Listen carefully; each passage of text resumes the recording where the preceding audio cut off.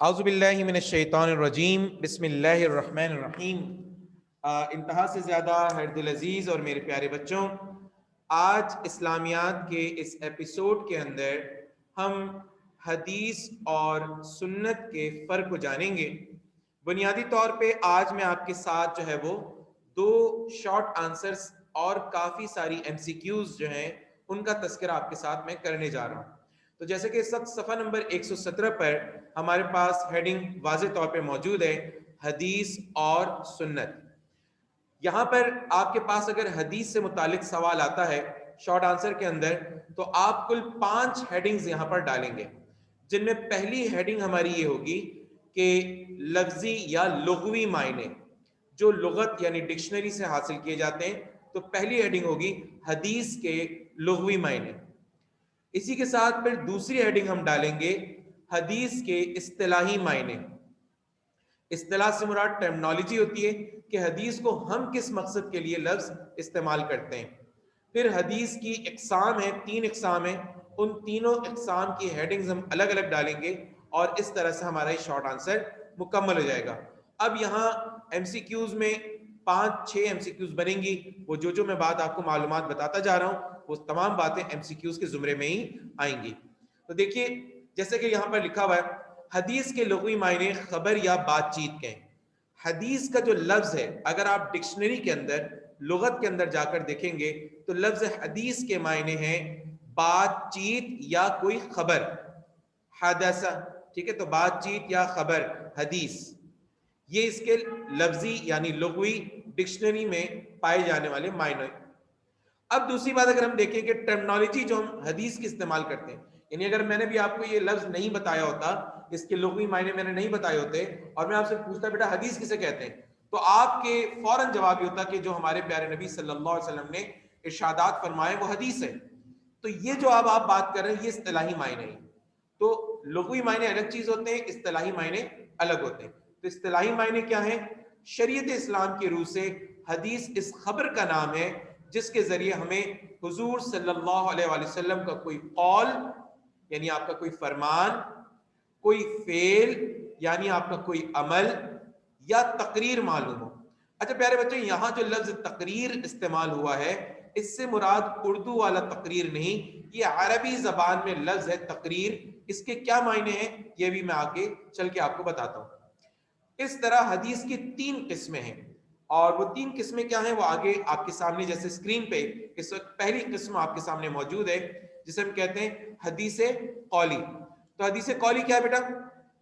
وہ ہے جس میں حضور صلی اللہ علیہ وآلہ وسلم نے کسی بات کے کرنے یا نہ کرنے کے بارے میں کچھ فرمایا ہو۔ آپ نے اپنی زبان مبارک سے ہمیں کچھ کرنے یا نہ کرنے کے حوالے سے اگر کوئی ہدایت دی زبان سے، یعنی آپ نے اپنی زبان مبارک سے اگر ہمیں کسی بات کے کرنے یا نہ کرنے کا آپ نے کوئی حکم فرمایا ہو تو وہ آپ کا حدیث قولی یعنی قول، بات چیت کے اندر آپ کی آتا ہے۔ اس میں کسی معاملے میں آپ صلی اللہ علیہ وسلم کی دی ہوئی زبانی ہدایت کا تذکرہ ہو، یعنی جو بات آپ نے زبان کے ذریعے سے فرمائی ہو وہ حدیث قولی ہے، ٹھیک ہے۔ اب نیچے ہی دوسری حدیث کے یعنی قسم آپ کے سامنے نظر آ رہی ہے، حدیث فعلی۔ فے عین لام چھوٹی ہے، فعلی کا جو لفظ ہے فعل سے نکلا ہے، فعل کا مطلب ہوتا ہے عمل۔ تو جب آپ صلی اللہ علیہ وآلہ وسلم کے عمل سے اگر کوئی چیز ظاہر ہو رہی ہے تو وہ ہمارے لیے حدیث فعلی۔ مثال کے طور پر صحابہ کرام نے دیکھا کہ اللہ کے رسول جو ہے وہ بیٹھ کر 3 سانسوں میں پانی پیتے ہیں، اور ایک بڑے کٹورے میں جس کا منہ کھلا ہو اس میں آپ پانی پی رہے ہیں۔ تو یہ جو عمل آپ صلی اللہ علیہ وسلم کا صحابہ کرام نے دیکھا، آپ کا یہ عمل جو ہے یہ بھی حدیث ہے۔ اسے ہم کہیں گے حدیث فعلی، جو میرے پیارے نبی حضرت محمد مصطفیٰ احمد مجتبیٰ خاتم النبیین نے کر کے دکھایا ہو اپنی عمل کے ذریعے سے، وہ حدیث فعلی کہلاتا ہے۔ آئیے ذرا اس کی تعریف بھی دیکھتے ہیں۔ حدیث فعلی وہ ہے جس میں راوی یعنی جو روایت کر رہا ہے، جو ہم تک یہ بات پہنچا رہا ہے، راوی نے حضور صلی اللہ علیہ وآلہ وسلم کا صفحہ نمبر 118 پہ چلتے ہیں.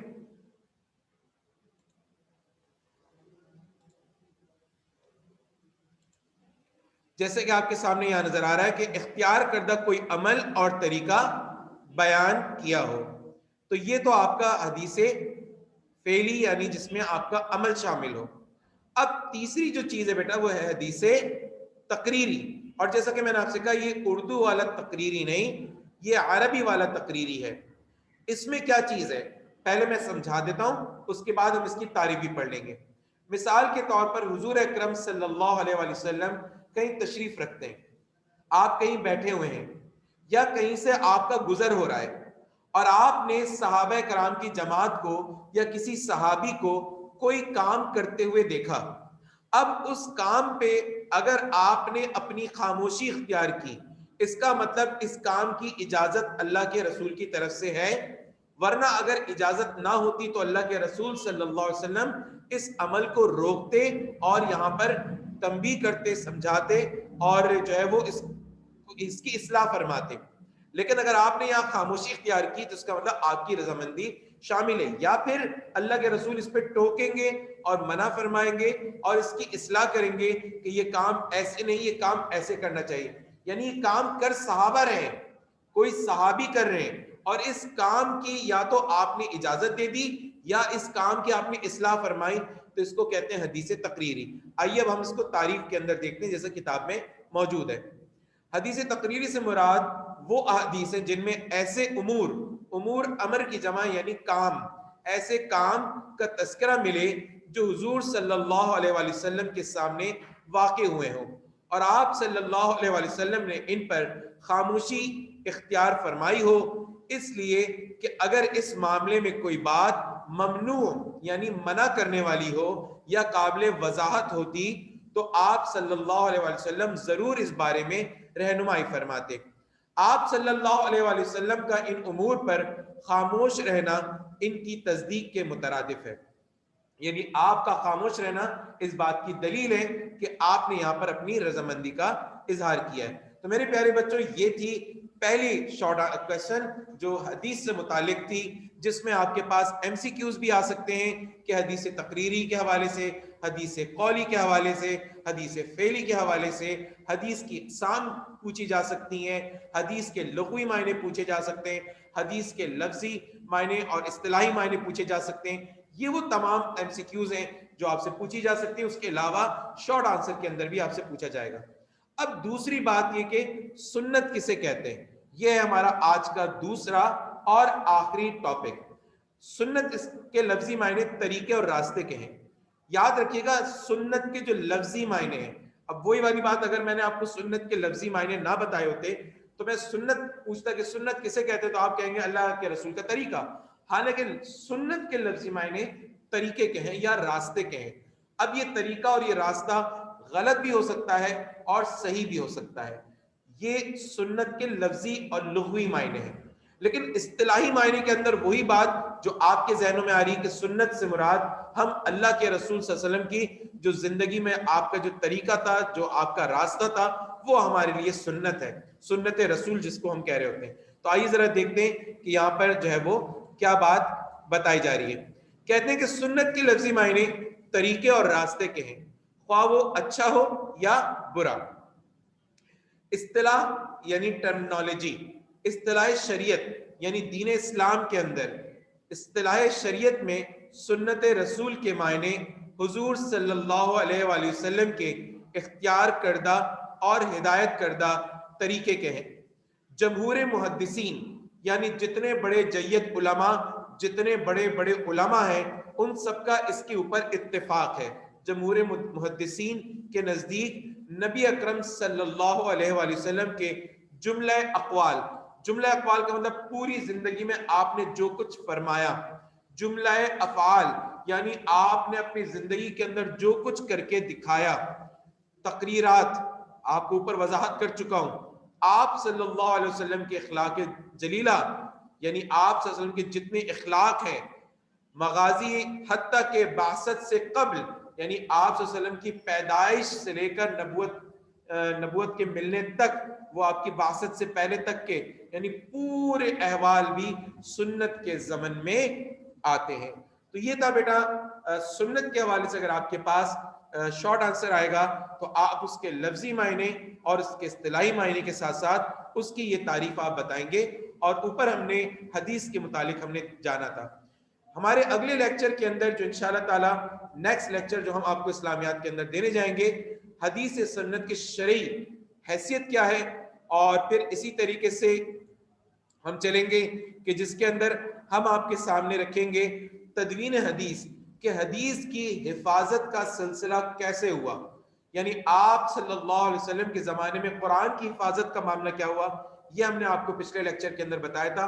پھر اب اگلے لیکچر کے اندر آپ کیا آئے گا کہ تدوین حدیث, کہ حدیث کے لیے وہ جد و جہد کیا رہی ہیں, وہ کوششیں کیا رہی ہیں, اور حدیث کو کس طرح سے جو ہے جمع کیا گیا.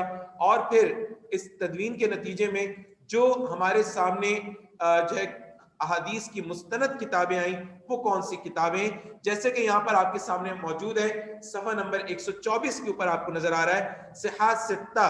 ستہ کے معنی ہوتے ہیں 6, 1 2 3 4 5 6. ستہ معنی 6, صحاح ستہ. صحاح یعنی صحیح حدیث کسے کہتے ہیں, وہ حدیث جس میں سند اور روایت دونوں مستند طریقے سے پائی جاتی ہوں, اسے ہم کہتے ہیں مستند حدیث. مستند حدیث کو صحیح کہتے ہیں. صحیح حدیث, حدیث کی دو اقسام ہیں, ایک ضعیف حدیث, وہ حدیث جس کے حوالے سے ہمیں شبہ ہے کہ یہ حدیث اس طرح سے ہم تک صحیح نہیں پہنچی جو اللہ کے رسول کی جانب سے ہم تک آئی. بیچ میں جو راوی ہیں, روایت کرنے والے, جن سے یعنی حضور اکرم صلی اللہ علیہ وسلم سے جس نے حدیث سنی, جن صحابی نے سنی, انہوں نے پھر آگے کسی اور کو بتائی, انہوں نے آگے پھر کسی اور کو بتائی, انہوں نے آگے پھر کسی اور کو بتائی, تو بیچ میں جتنے لوگ اس کے اندر موجود ہیں وہ سارے کہلائیں گے راوی. اب ان راویوں کے حوالے سے پورا ایک علم ہے, اور اس علم کی بنیاد پر ان کی پوری زندگیوں کو چھان پٹک کی گئی, ان کے کاروبار کے حوالے سے, ان کے افعال, ان کے اعمال, ہر چیز کا مکمل ان کا شجرہ, ہر چیز کی ڈیٹیل جمع کی گئی.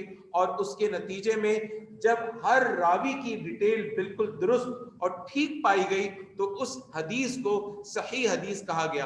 اور اس حدیث کو چیک بھی کیا گیا کہ صرف انہی راویوں سے ملنے والی حدیث, یعنی ایک تو راویوں کا ایک یہ تسلسل ہے, مزید یہ حدیث کن راویوں سے آتی ہیں ان سے بھی پتہ کیا گیا, وہاں سے بھی اس چین سے بھی معلوم ہوا, اور اس چین سے بھی معلوم ہوا کہ حدیث بالکل درست ہے, تو ایسی حدیث کو صحیح حدیث کہا جاتا ہے.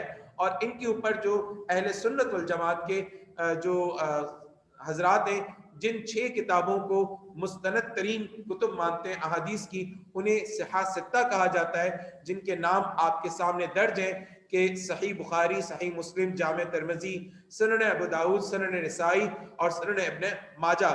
یہ 6 کتابیں آپ کے سامنے موجود ہیں. اسی طرح فقہ جعفریہ یعنی اہل تشیع حضرات اپنے علماء کی یہ 4 کتابیں جو 1 2 3 4 آپ کو اصول اربعہ کے نیچے لکھی ہوئی آپ کو نظر آ رہی ہیں, یہ وہ احادیث کی کتابیں جن کے علماء نے اس کو مرتب کیا ہے. یہ وہ احادیث تمام جن پر باقاعدہ ریسرچ ہوئی, جن کو باقاعدہ ایک علم کے تحت جو ہے ان کا چھان پھٹک کی گئی ہے, اور اس کے بعد صحیح حدیث ہم تک آئی ہیں. تقریباً ایسی بے شمار احادیث ہیں جو ضعیف احادیث جن کو ترک کر دیا گیا اور ان کو شامل نہیں کیا گیا, اور ان کے اندر جو ہے جو جتنی احادیث کی تعداد موجود ہے وہ تمام کی تمام مستند اور صحیح احادیث ہیں. یہ انشاءاللہ تعالی ہمارے اگلے لیکچر کا حصہ ہے جسے ہم اگلے لیکچر کے اندر پڑھیں گے. آج کا لیکچر ہمارا یہاں پر مکمل ہوتا ہے. اس سے پہلے کہ ہم جو ہے وہ اپنی کلاس کو ختم کریں, انشاءاللہ تعالی ہم جو ہے وہ اس پہ کچھ سوال و جواب لینا چاہیں گے. اگر ہمارے آڈینس میں سے اس وقت جو ہمارے بچے اس وقت ہماری اسکرین کے سامنے موجود ہیں, اگر ان کی جانب سے کوئی سوال ہے اس موضوع پر تو وہ بالکل سوال کر سکتے ہیں. ہم ان کے سوالوں کے جوابات یہاں پر تشریفی بخش دیں گے انشاءاللہ تعالی, اور اگلے لیکچرز کے اندر انشاءاللہ ہم آپ کو باقی چیزوں کو ہم پیش کریں گے انشاءاللہ تعالی. اگر یہاں پر کوئی سوال نہ ہو تو آج کے اس لیکچر کو پھر ہم یہاں پر مکمل کریں گے. اسی کے ساتھ سر احمد صمد کو اجازت دیجیے گا. ان لیکچرز کو لائک کیجئے, شیئر کیجئے صدقہ جاریہ کے طور پہ. جزاک اللہ.